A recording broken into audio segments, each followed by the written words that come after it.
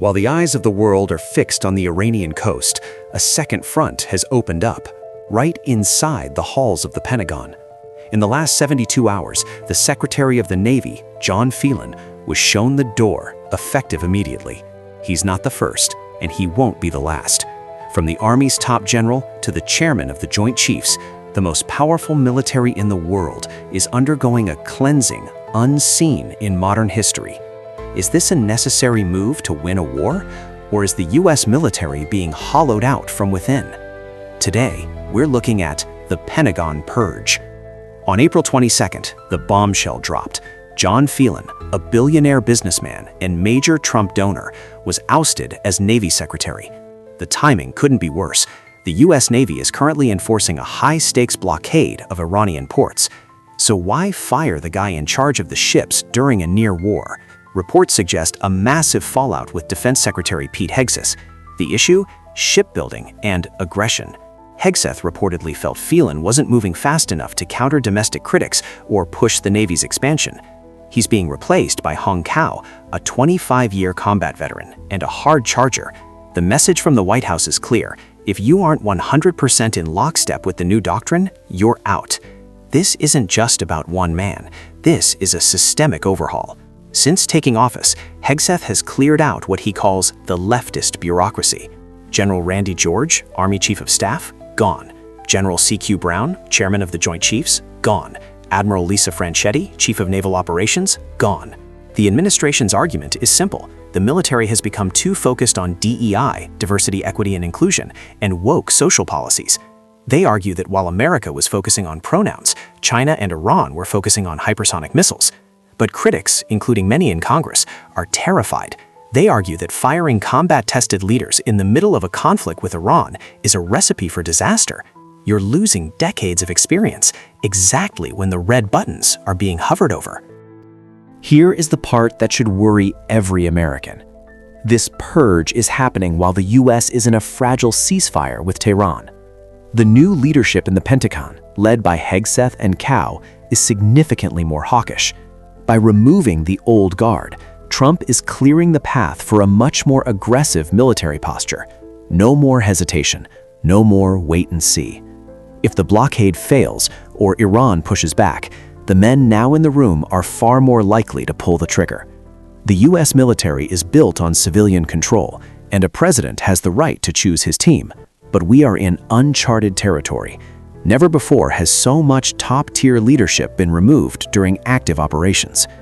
Is this the great cleanup that will make the U.S. military feared again? Or is the Pentagon becoming a political echo chamber where loyalty to the White House matters more than tactical expertise? Leave a comment below.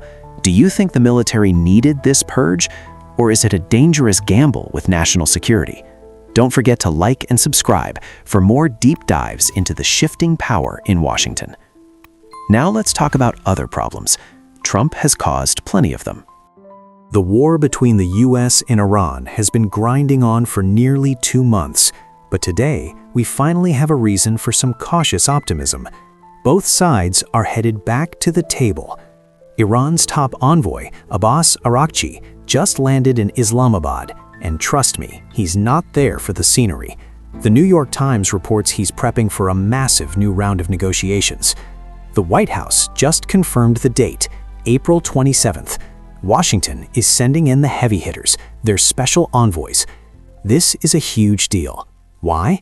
Because just 96 hours ago, diplomacy looked dead on arrival.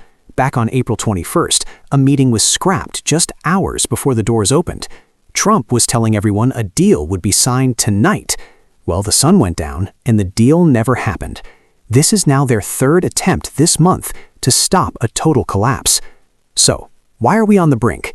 It boils down to 5 brutal sticking points. The Strait of Hormuz, the world's energy jugular. It's mined, it's blocked, and your gas prices are proving it. The nukes.